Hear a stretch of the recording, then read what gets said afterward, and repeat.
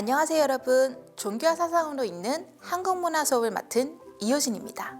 오늘은 우리 생활 속에 녹아있는 불교 영어를 살펴보려 합니다. 학폭을 주제로 한 넷플릭스 시리즈로 화제가 된 드라마가 있죠. 바로 더글로리입니다. 주인공인 문동은이 지독한 학교 폭력에 시달린 후 가해자들에게 복수를 하는 이 드라마에서 가해자 중 한 명인 이사라는 큰 교회 목사님의 딸로 등장합니다. 두 사람이 교회에서 나누는 대화가 아주 흥미로운데요.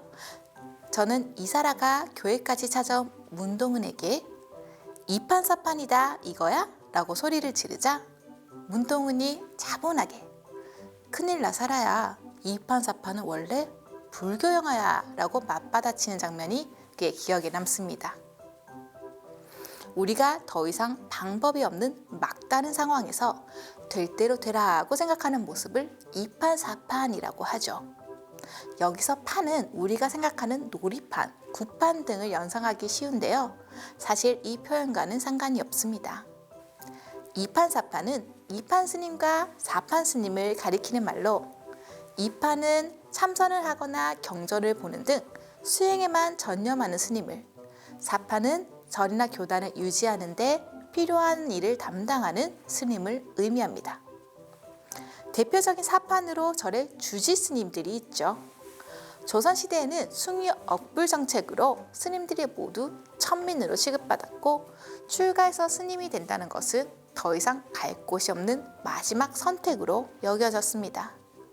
그래서 이판이 되든 사판이 되든 모두 어찌할 수 없는 상황에 처한 사람들의 마지막 선택을 의미하는 단어가 되었죠. 하지만 이것은 포기라기보다는 또 다른 선택일 수도 있지 않을까요?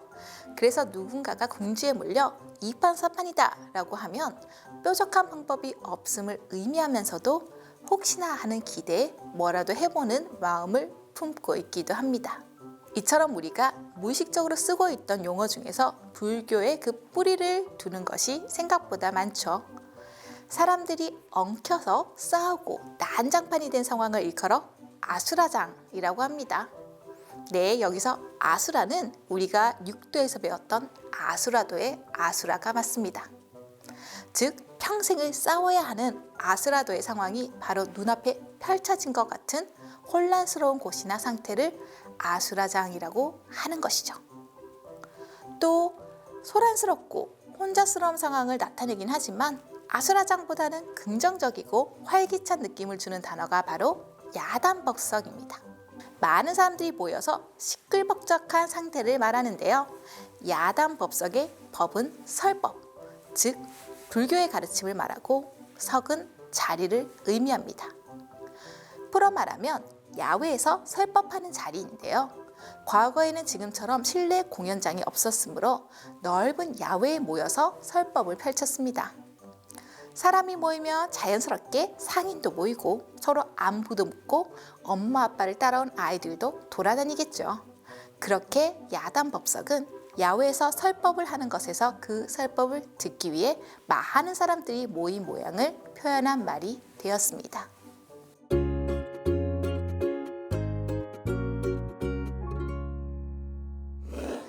우리가 사는 세계를 영어로 월드 혹은 글로브라고 하죠. 월드는 인간의 존재, 인류 또는 오랜 기간을 의미하는 단어에 뿌리를 두고 있고, 글로브는 본래 둥글다는 의미입니다. 이렇듯 이 세계를 나타내는 단어는 그 말을 쓰는 사람들의 세계관과 우주관이 담겨 있죠. 한자어로 세계라고 하는 것은 지구와 대기권을 포함하는 더 큰 개념입니다. 세계는 산스크리트어 로카드하투를 한자로 옮겨 쓴 것인데요. 로카는 하나의 세상을 말하고 드하투는 층을 말합니다. 즉, 불교에서 말하는 세계는 여러 개의 세상이 층층이 겹쳐져 있는 것을 뜻하죠. 구마라집 스님이 번역한 금강 반야 바라밀경을 보면 삼천대천세계라는 표현이 나오는데요. 여기서 소천세계를 천배한 것이 중천세계이고 중천세계를 천배한 것이 대천세계입니다. 장하함경에 나오는 설명에 의하면 소천세계에는 1000개의 해와 달, 4000개의 천하와 4,000명의 왕 등이 있다고 하는데요. 우리 은하에 태양처럼 빛나는 별이 1,000개 정도 있다면 우리 은하는 수천 세계에 해당한다고 할 수 있습니다. 천문학자들에 의하면 우리 은하에는 4천억 개의 별이 있다고 하니 태양이 10억 개인 대천세계가 400개 정도 있다고 볼 수 있겠네요. 정말 무수히 많죠? 여러분, 방금 말한 무수 또한 불교 용어입니다. 무수란 수를 헤아릴 수 없다는 뜻이죠. 무수는 숫자로 나타낼 수도 있는데요. 10의 56승, 즉 0이 56개나 되는 수입니다. 그리고 이 무수의 만배를 나유타, 나유타의 만배를 불가사의, 불가사의 만배를 무량대수라고 하니 정말 어마어마한 스케일이죠. 이렇게 가늠할 수 없는 수를 나타낼 때 쓰는 불가사의는 수의 의미뿐만 아니라 평범한 사람으로는 헤아리기 힘든 어떤 상태나 상황을 의미할 때 쓰이기도 합니다. 불교에서 수를 무한대로 확대시키기만 한 것은 아닙니다. 작은 것을 다시 쪼개서 사유하기도 했습니다. 우리는 아주 짧은 시간을 찰나라고 하죠. 찰나는 불교의 가장 짧은 시간 단위입니다. 이 찰나에도 900명이 새롭게 태어나고 죽는다고 하네요. 불교의 이론에 따르면 1찰나는 75분의 1초, 즉 0.013333에 해당하는 시간이라고 합니다.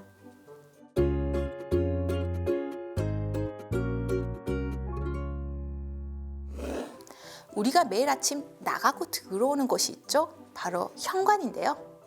이때 현은 검다는 의미이고 관은 빗장을 의미해 아득함을 가로지른다 혹은 막는다 라는 의미를 가지고 있습니다.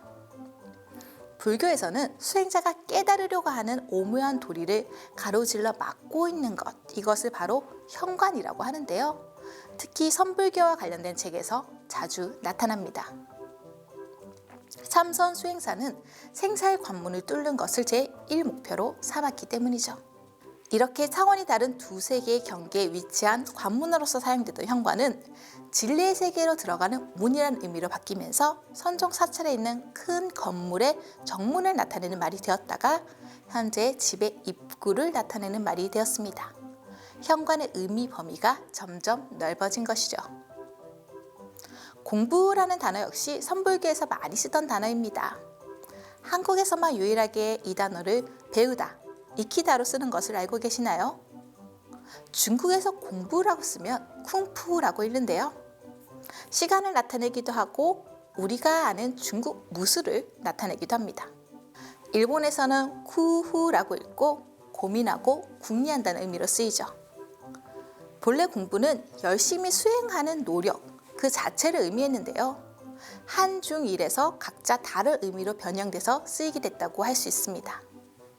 선종의 영향력이 큰 우리나라에서는 참선 수행을 의미했으며 이런 수행법이나 나중에 학문 학습법으로 이해되면서 현재 배우고 익힌다는 의미를 갖게 된 것입니다. 다음으로 소개해드릴 단어는 점심입니다. 점심은 문자 그대로 마음의 점을 찍는다는 의미입니다. 본래 점심은 점을 찍는 정도의 가벼운 식사로 간식 정도가 될 것입니다. 이에 유명한 설화가 있는데요. 금강경에 통달한 중국 당나라 시대의 덕산서사가 하루는 노파에게 점심을 하기 위해 떡을 산다고 하자 노파가 이렇게 대답했다고 하죠. 경전에는 과거도 현재도 미래도 마음을 포착할 수 없다고 했는데 대체 어디에 점을 찍으시려고 합니까? 이때 덕산선사는 배움이 부족한 것을 알고 숭신선사를 찾아가 선을 닦아 깨달음을 얻었다는 이야기가 전해집니다. 이 이야기는 일상의 대화에서도 깨달음을 얻을 수 있다는 선불교의 선문답의 대표적인 이야기라고 할 수 있죠.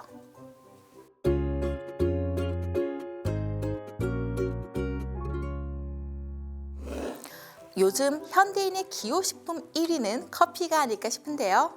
예전에는 차가 그 역할을 했답니다. 차는 한자어인데 차라고 발음하기도 하고 다라고 발음하기도 합니다. 우리가 손님이 오시면 커피나 차와 함께 다과를 내놓는다고 하는데 여기서 다과는 말 그대로 차와 과자라는 의미입니다. 예부터 우리 조상님들의 차사랑은 유별났는데요. 추사 김정희는 초이 스님에게 차를 구하려고 여러 번 편지를 보내기도 했다고 합니다. 이런 일화에서 보듯이 차와 스님은 아주 깊은 관계가 있습니다. 상국 유사에도 스님이 왕에게 차를 다려주거나 바치는 이야기가 종종 나옵니다. 그 중에서도 차는 특히 선종과 관련이 깊습니다. 참선을 주로 하는 선종의 스님들은 잠을 쫓기 위해 차를 즐겨 마셨고 차를 마시는 것 자체가 하나의 참선으로 여겨졌습니다.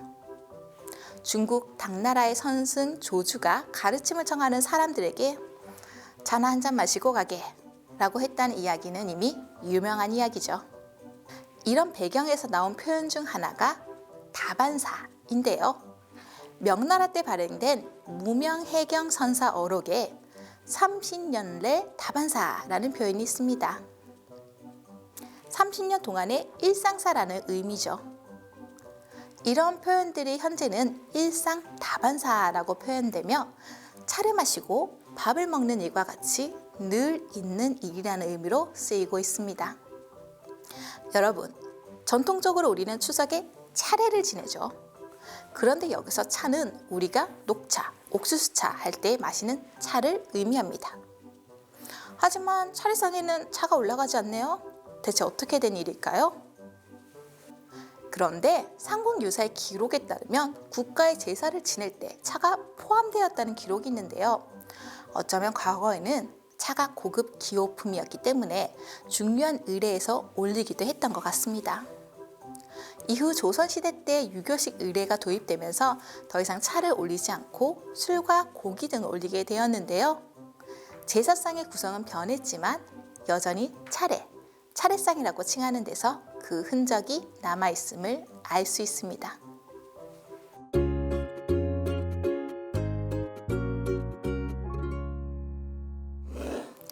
우리가 일상생활에서 쓰는 단어 중에는 불교와의 관련성을 유추하기 힘든 단어들이 많습니다. 그중 하나가 바로 건달인데요. 하는 일 없이 빈둥빈둥 돌거나 게으름을 부리는 한량을 뜻하는 이 단어가 대체 불교와 어떤 관련이 있을까요? 건달은 본래 산스크리트어 간다르바를 한자로 쓴 건달파에서 유래했습니다. 간다르바에는 음악의 신을 의미하기도 하고 향을 먹고 살며 불교를 수호하는 신, 혹은 거리의 악사나 배우 등의 다양한 의미가 있습니다. 중국의 서쪽 지역에 있는 나라들에서는 유랑하면서 연주하는 거리의 악사나 배우들을 간다르바라고 부르기도 했다고 하죠. 비밀이라는 단어도 불교에서 유래했습니다. 비밀은 본래 신비롭고 난해하고 숨겨져 있으며 심오한 가르침이라는 의미로 이 비밀을 가르치는 불교, 즉 비밀 불교를 밀교라고 합니다. 불교에서 비밀은 사실 숨기거나 보여주지 않는 것이 아니라 어려워서 찾아가기 힘들기 때문에 숨겨져 있는 것처럼 보이는 것이죠. 이러한 비밀, 즉 불교의 가르침을 담고 있는 창고를 비밀장이라 하고 이를 그린 것이 바로 만다라입니다. 불교는 오랜 세월 우리의 내세관에도 영향을 미쳤기 때문에 기독교가 들어오면서 성경이 번역될 때 불교의 용어들이 많이 차용되었습니다. 우리가 천사라고 하면 하얀 날개를 단 기독교의 천사를 상상하지만 본래 염라대왕의 사자 가운데 죽음을 다루는 저승사자를 천사라고 했습니다. 그리고 지옥이나 천당 등의 단어도 불교 경전에서 쓰이던 단어들입니다. 마지막으로 악마라는 단어 역시 불교 경전에 등장하는데요. 우리나라에서는 불교의 마구니라고 하죠. 이 마구니는 마군, 즉 마왕의 군대를 우리나라식으로 발음한 것으로 악마, 마왕과 같은 의미라고 할 수 있습니다. 다만 불교에서는 마구니가 어떤 존재가 아니라 우리들 마음속에서 일어나는 온갖 번뇌라고 보는 점에서 기독교의 악마와는 차이가 있다고 할 수 있겠습니다. 감사합니다.